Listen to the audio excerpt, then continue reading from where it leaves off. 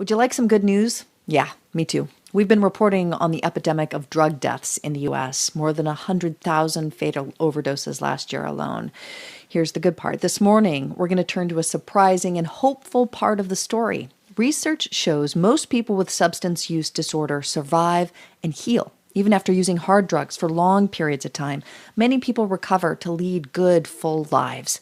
NPR addiction correspondent Brian Mann reports.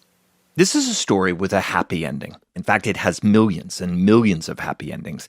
But to get there, we have to start in a pretty bleak place.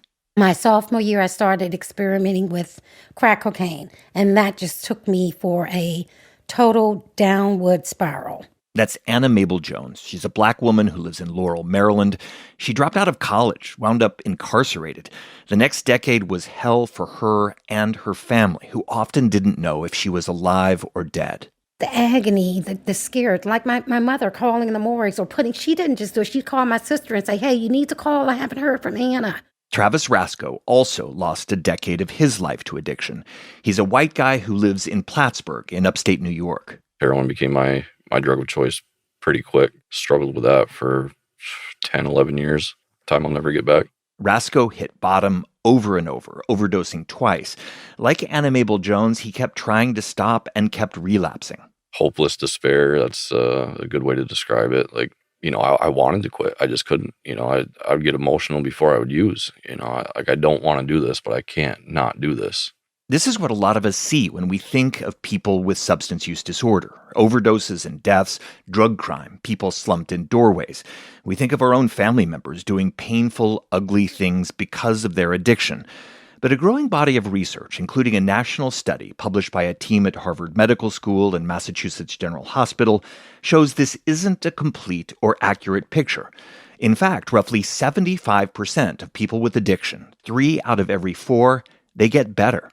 This is really good news, I think, and something to share and be hopeful about. Dr. John Kelly teaches addiction medicine at Harvard and heads the Recovery Research Institute at Massachusetts General. Their peer-reviewed study, published last year, found more than 20 million Americans are living now in recovery. They experience some form of substance use disorder, everything from alcohol and cocaine to opioids and methamphetamines, and then they got well again.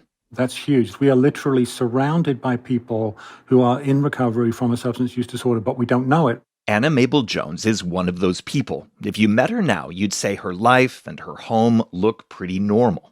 This is our living room, right? Honestly, we're getting ready to do the whole thing, the fireplace and put the TV over here. So we're in the process of renovating. Mabel Jones last used drugs more than 20 years ago. She's married now, has a career helping other people in recovery. She says life is awesome.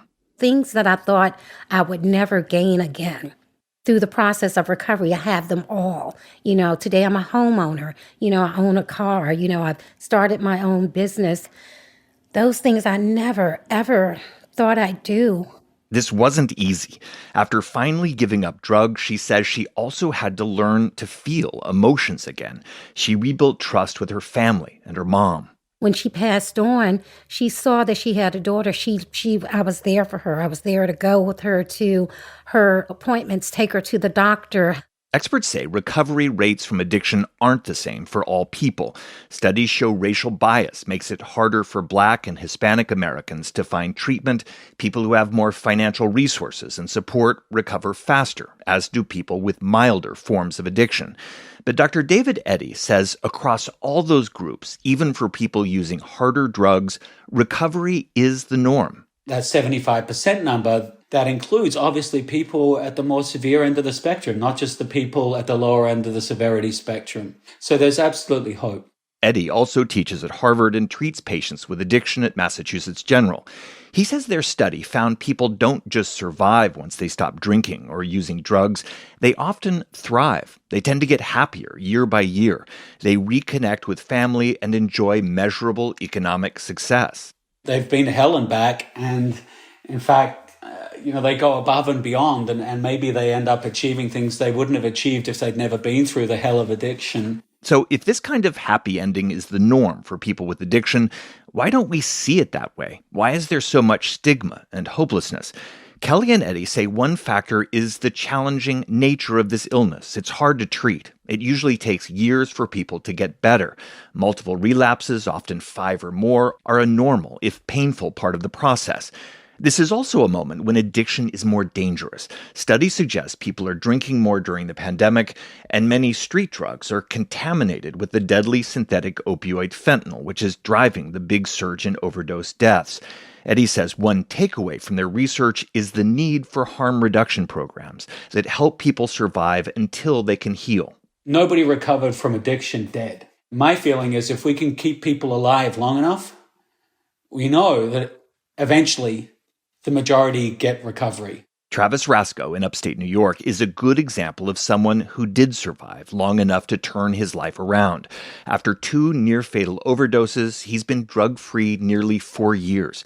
He says life is good. He's married, reconnected with his family, and has a career. That stuff all comes back. I mean, now it's back in tenfold. The morning we met, Rasco was on his way to a good-paying job at a factory, but what he really wanted to talk about was his new baby. We just had a newborn daughter. Congratulations. That's wonderful. Yeah, thank you. Yeah, we're trying to buy a house right now. It's something I never thought would be possible and something I didn't really think I deserved for the longest time. Everyone we talked to for this story agreed. Because of fentanyl, this is a uniquely dangerous time for people with addiction. But they also said it's important people with this disease know there's hope. Most people will recover, especially if they get the care and support and the time they need. Brian Mann, NPR News.